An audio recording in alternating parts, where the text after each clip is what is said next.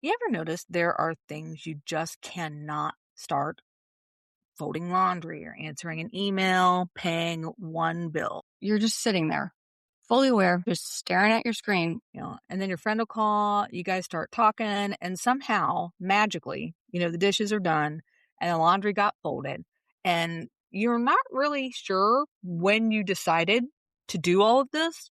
Somebody walks into your office and suddenly you're functional, not motivated, but suddenly able to get things done.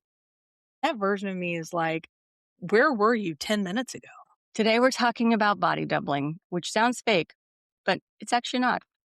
This is Angry on the Inside. I'm Jess. And I'm Jeannine. We're both certified ADHD coaches, but this podcast isn't coaching. It's not therapy or medical advice. It's just real, honest conversations about being women with late diagnosed ADHD and everything that goes along with it. Take what resonates and leave the rest. Today we're talking about body doubling. When I first heard body doubling, I thought it meant like someone was going to do the task for me. Same here. Wouldn't that be amazing? I'm like, where do I hire this person? Turns out that is not what body doubling is. Body doubling means doing a task while another person's present. And they aren't helping you. They're not supervising you, thank God. They're not managing you either, They're just there. which for those of us who had not tried it, or for those of you who have not tried it, it probably sounds a little ridiculous hearing it out loud. It's just like, hi, can you sit near me so I can send an email? But that is literally it, and it literally works. It's not about having an audience. It's about not being alone with resistance. A lot of times when we hear about ADHD research, it's often like, oh, here's a thing that works, and we're not entirely sure why, but have at it. On brand. But there are a few theories as to why this does work. And one of them is accountability. If someone showed up, you feel sort of a bit of a pressure to actually begin. Someone's sort of watching you. You're not exactly being perceived, because when you're being perceived, then you feel like someone's breathing over you and you kind of go into a functional freeze. With this, it becomes more of a, oh, I should be busy not sitting. Someone's watching me, and so I should be busy. Like you don't want to disappoint them, which I think is wild because I will absolutely disappoint myself without hesitation. I can make myself a promise and 2 seconds later break it and not think twice about it. Maybe it's not even that you break it, it's just that you can talk yourself out of it. I don't know about you, but I can talk myself out of anything. That is very true. Laying in bed, thinking about the healthy breakfast I'm going to have as soon as I get up and start my day at 6 a.m., which is never, ever, ever going to happen, let alone for me to think I'm going to not hit that snooze button 34 times. You know what I'm saying? But at 3 a.m, those ideas are amazing to me. That is where I can be slightly disappointing to myself. I can sometimes even abandon myself. But if somebody's watching, if somebody's there, then I feel like I got to get up and start moving. Because you can always rationalize it when it comes to you. But when you think about somebody else, it doesn't feel right. It's harder to rationalize. But I can totally tell my friend to come and sit on the couch while I am cleaning out the closet. Like, come and sit on my bed and watch me clean out my closet. I don't need you to do anything. Just sit there. That way I feel like I'm supposed to be doing something and getting something done. Another theory comes up is mirroring. Humans unconsciously mirror each other's behaviors. If someone next to you is calmly working, your brain sort of is like, oh, what else do I have to do but start to work? It's kind of like, oh, we're doing this now. Okay. And it's fascinating because I have spent my entire life mirroring in order to mask. To think of mirroring as positive seems a little odd. Is that the definition of ironic? I'm unsure. Yeah, you might be onto something. At work and social situations, this is where mirroring can work in your favor, as long as you are not using it to burn yourself out as well. As long as we're not driving ourselves into the ground, trying to make sure that we are as productive as someone else. That's not what we're talking about when it comes to this type of mirroring. We're talking about allowing it to give us that little bit of momentum, or even that distraction that allows us to complete tasks. It's like like brown noise in the background. I don't know if anybody's ever tried like pink noise, brown noise, gray noise. My favorite is brown noise. If I ever have to super focus, there is something about that frequency that sets right with my brain that allows me to be able to focus on something. I wonder if like having someone there, that human connection is a bit of a frequency that allows us to sort of get moving. It is a little bit more than just accountability. Because if I think when I'm alone, if it's like something that's boring, it's just like everything gets louder. My avoidance gets louder. My thoughts wanting to distract myself from it, the part that suddenly wants to reorganize the pantry instead of sending that email just gets very loud and persuasive. Yes. This is slightly off topic, but kind of funny. Me and my girlfriend back in the day, we would play the where is it game. And this works when you're on the phone if you're trying to find something, like you've lost something and you're trying to find it. We would be on the phone and we'd be like, okay, I've lost this item. And so it was the person who was looking, they had to look, but the person who was on the phone, their job was to be like, is it over there? Her job would be to look where she would think there is and go, look, have you tried looking over here? And then she'd go look over there. You kind of act on that first basic instinct because someone else is kind of leading you in a way. In that situation, your girlfriend was a little bit more involved than we think of with body doubling, but yet I would see if I was doing it by myself, I get annoyed, I get frustrated, I get mad. But having someone else help you through that resistance, It lightens the moment. Resistance is a good word because we can throw up resistance for ourselves all day long. Just like when they make the joke for ADHDers. If you want to make sure your house is clean, tell your friend to call you once a month and say they're on their way over unexpectedly. so true. That's when my house is clean. That's how my house used to get clean. Then I moved 500 miles away from everybody, so they can't sneak up on me now. Well, I can't say they can't, but typically they don't. Just don't open my closets or the drawers. Like the episode of Friends where Monica's closet, nobody ever looked in the closet and she ended up being like a hoarder instead of an amazing cleaner, which I thought, I really felt appreciated and seen by that many, many years later after syndication. She seemed so perfect. This is like us body doubling. This is why we are co-hosts, don't you know? No one else would have us. Oh, please. Everybody would have us. Nobody could handle us. There you go. It's deeper than accountability. When you're alone with a boring task, for me at least, it's just wanting to avoid it. It just feels like it becomes stronger, louder. The thoughts that are trying to distract me, everything seems louder. I'm supposed to be sending an email, but suddenly that urge to reorganize the pantry because it needs to be done, it seems to be winning out. Right? Oh, yes. I would way rather do something on my list that I don't have to do than to do the thing on my list that I need to do. I will say that. But ADHD nervous systems are stimulation seeking. If a task isn't inherently interesting, your brain starts looking for something that is. Let the scrolling begin. We make jokes about having a party and we ask our husband to help clean up and they're out cleaning out the gutters. Dude, I am out there cleaning out the gutters right along with him. I'm like, did you clean the gutters out? And he's like, is anybody going to climb up there and look? I don't know, but what if they do? I could clean the downstairs bathroom. Wouldn't that make more sense? What were you supposed to get done today? Oh, I had to reply to that one email. What did you do today? I replaced the toilet. Did it need it? No. Didn't like the old one. I'll send that email. The joke is the lie that everybody with ADHD tells themselves every single day. It's, I'll do that later. Yeah. Every freaking day. Every frickin' day. Even when you're saying to yourself, don't do it, do it now, do it now. It's like the little devil on your shoulder. It's, we'll do it later. When someone else is calmly present, there is a co-regulating effect. And we talk about co-regulation with our kids, but we can have co-regulation with other adults and other people in the room. And we can do this at a very healthy arm's length proximity to one another, which is great. So it's like your brain isn't just fighting itself in some empty room.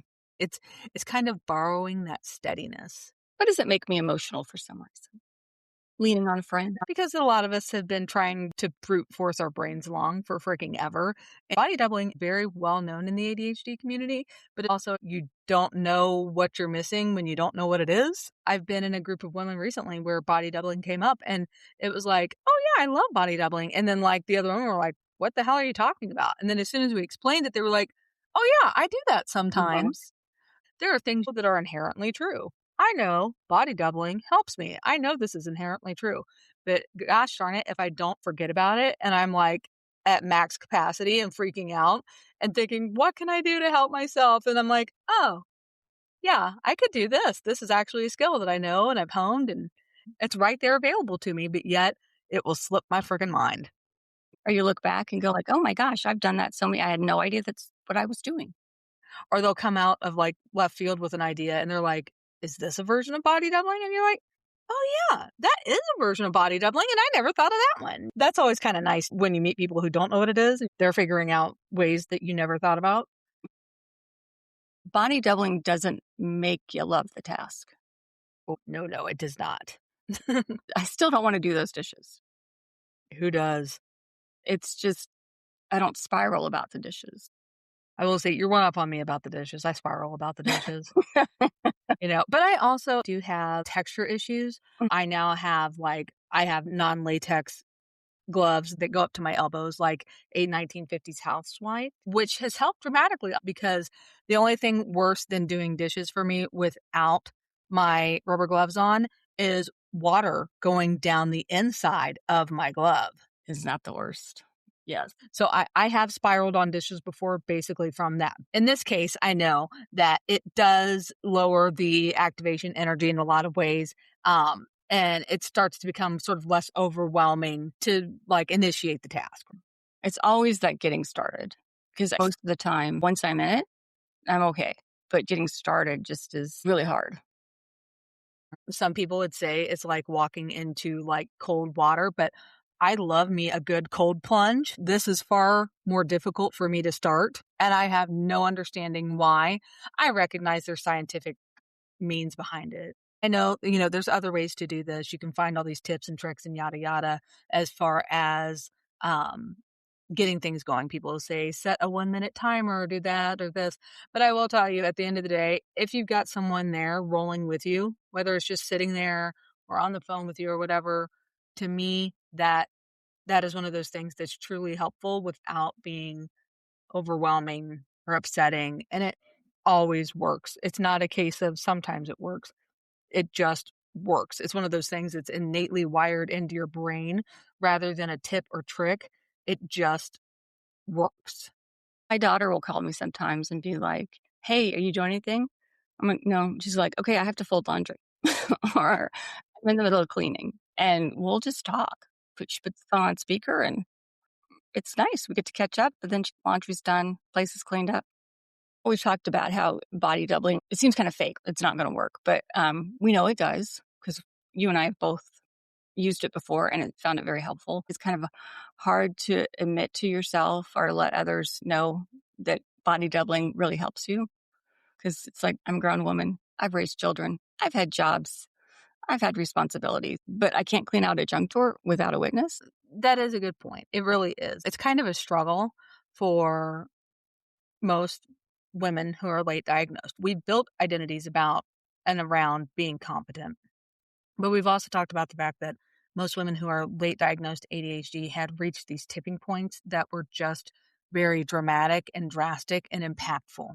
It interrupted our everyday life because we're recovering from burnout or doing these things. And so now we're set up to have to kind of be vulnerable in this position. We're opening ourselves up to admit that, yeah, we would like somebody to kind of be in the room, like laying in bed and reaching your foot out so that your toes touch somebody else's.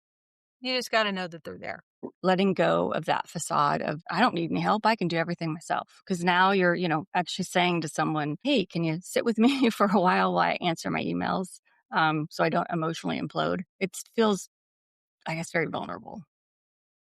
It is vulnerable, and it's not proof that something is wrong. That's not the case. What it really is proof that your brain is wired differently, and you're learning to open yourself up to others who understand, and that's a big deal. And you're finding ways to help yourself, which is good. Right. We can't talk about body doubling without recognizing all the different ways that it can be done. Not all body doubling is going to be helpful for each person. So you need to sort of figure out what works for you. And a lot of that is trial and error.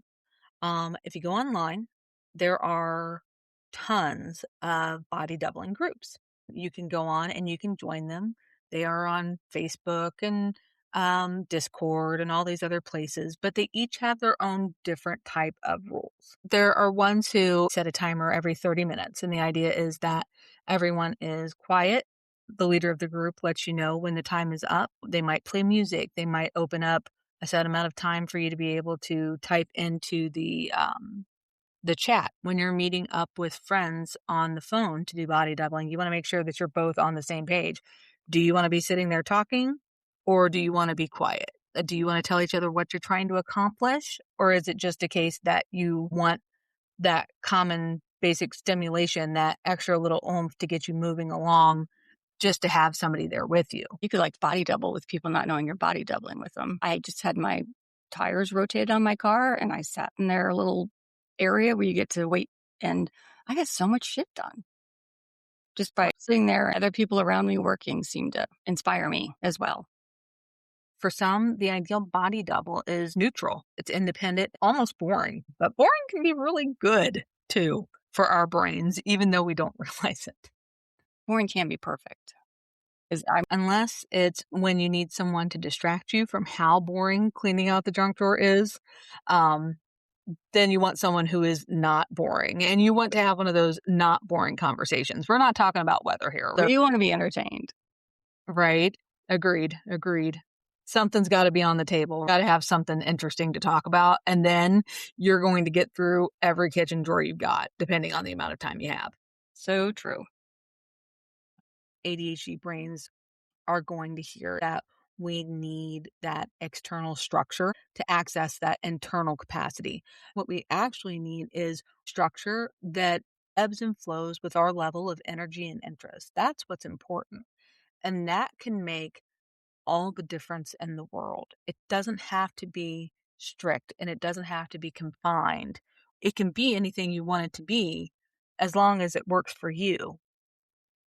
Overall, I don't like the word structure. That sounds confining. I am totally incapable of running my own life. I need structure. Structure makes me feel trapped. I don't need those hard lines, but I kind of do. But Flexible structure, structure that works with us, not against us, but it's like the scaffolding. It's still there. I like scaffolding over structure any day because we are not incapable, but having that extra support, accepting support, realizing support is available, that's where we struggle and we miss out on so much because support doesn't have to be paid back.